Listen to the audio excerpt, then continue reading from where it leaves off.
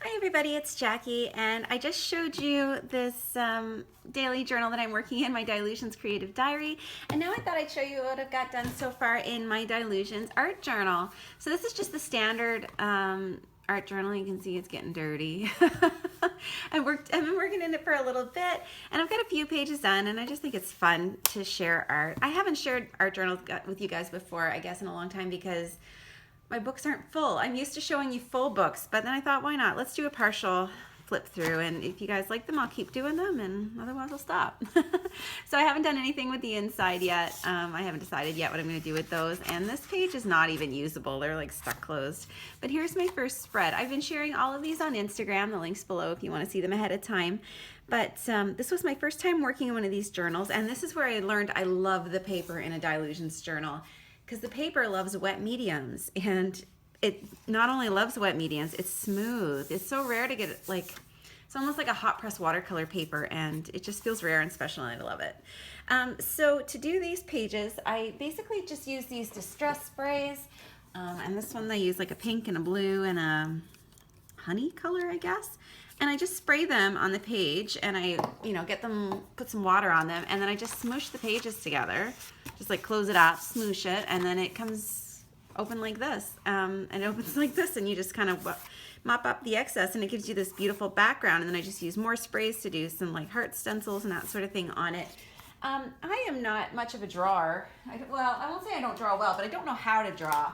So to do the flower, I just grabbed the old Botanical Line Drawing by Peggy Dean, and you get this on Amazon, and it just gives you step by step. I just picked a flower I liked and followed her steps, and that's how I drew this flower. And then I just colored in using my Jane Davenport Mermaid markers. They work beautifully on this paper, and they work beautifully on top of the sprays. They kind of get a slight blend to them, and they have a translucency so you can see the pattern behind them. And I just found that they work really well. These two mediums work together really well, so I've been using it a lot. Then I just used black acrylic paint through a stencil to do a little border, and that's it. Some white highlights, and I stamped my title and my quote, and that was it. Easy peasy. I wish I could show you guys process videos. I lost access to the camera and the computer I was using to do my process videos before, so it's going to be a while before I can do those again. That's why I'm just giving you a flip through instead. The next one is my fish, my shark. It says, "Take me to the ocean, let's be the big fish this time," and it's just a metaphor about going back to the Maritimes, how we've come a long way since we've moved there. And if we went back, which I haven't, I'm still in Ontario, I would be a big fish, where before when I left I was a little fish. So I did the same kind of smooshy background with sprays and stencils on this one. I used a Crafter's Workshop stencil called Sea Bubbles, I think, and that's how I got all these little bubbles in the back. And then I just kind of drew this fish, and I Zentangled on him. And, well, fish or shark, I guess he's a shark. And then I just drew some coral at the bottom. I just Googled for coral drawing ideas, and I just drew those in. I stenciled in some fish with some gesso. And then I went over the whole thing with after the background was done, I used a darker distress ink, I think it's Chip Sapphire, to kind of go over anything that wasn't a highlight on the page. I stamped my title, and then I just did some stamping around the border. And I love these pages. I think they turned out pretty intricate. Then I skipped a page. And then, I don't know what I'll put there. And then this one is that moment when a song from the 80s gets stuck in your head and you can't get it out, and you just have to turn it into an art journal page. So there's a song called Moonlight Desires. It's by the Canadian artist Gowan. And it's a song that I hadn't heard in about 20 years, and then something jogged my memory, and then suddenly I couldn't get it out of my head. So what I did is I masked off a circle, and I used black and blue acrylic paint to do the background, and then I unmasked the circle, and I used silver and white paint, and it's got some shine to it, you can kind of see, to paint the moon in. And then this was done using one of these Winsor Newton metallic markers, and they have it's not a flexible tip. Sorry, it's so dark in here.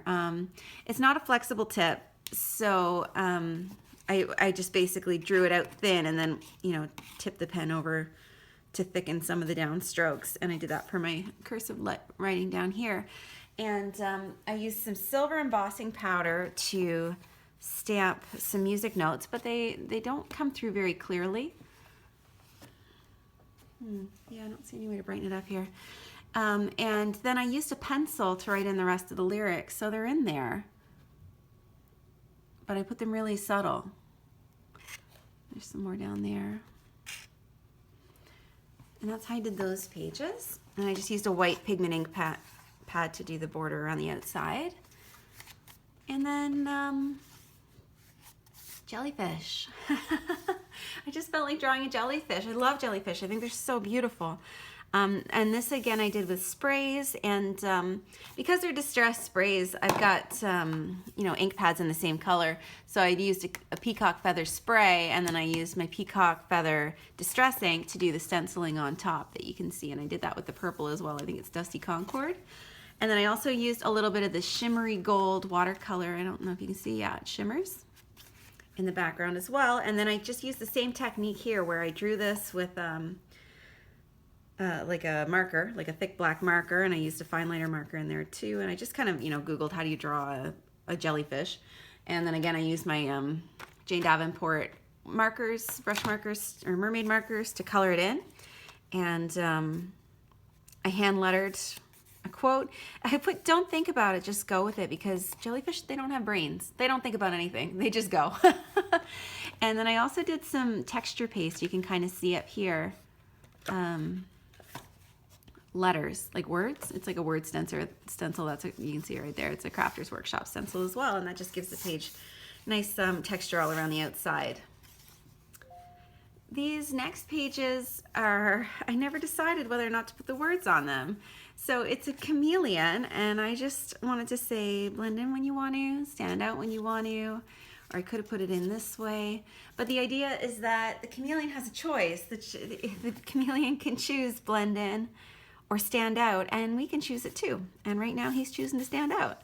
So I did the background with acrylic paints using Diane Reevely, who is the creator of the Dylusions journal. She's got all kinds of videos on her channel about how to do different techniques, and one of them is this color blocked background that's done using just paints, and you block them off, like there's a red block and an orange block and a yellow block, and then you use the same colors to stencil on top. So I took the orange and I stenciled it on top of the yellow, and I took the red and I stenciled it on top of the orange.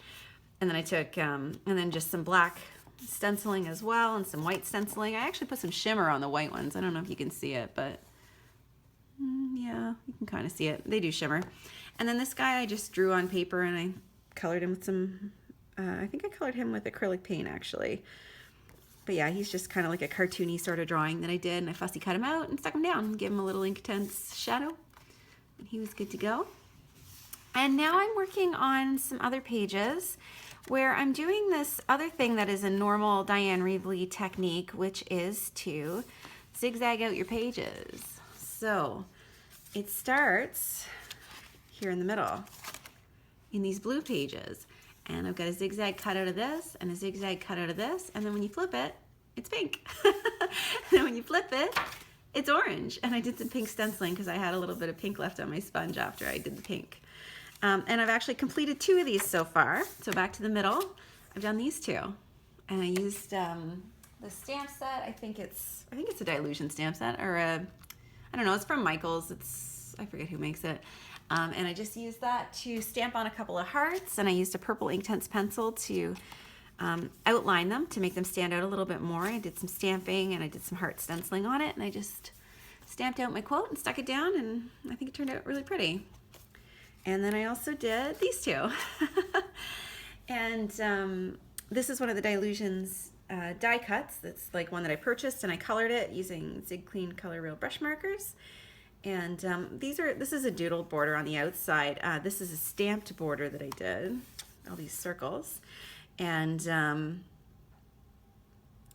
I just used a hexagon stencil to first gesso a little bit of white down, because I was using blue. I knew I couldn't put the blue straight on the orange, and then I offset it a little to do the blue, the teal there. And I'm just using the Dylusions paints, you can see.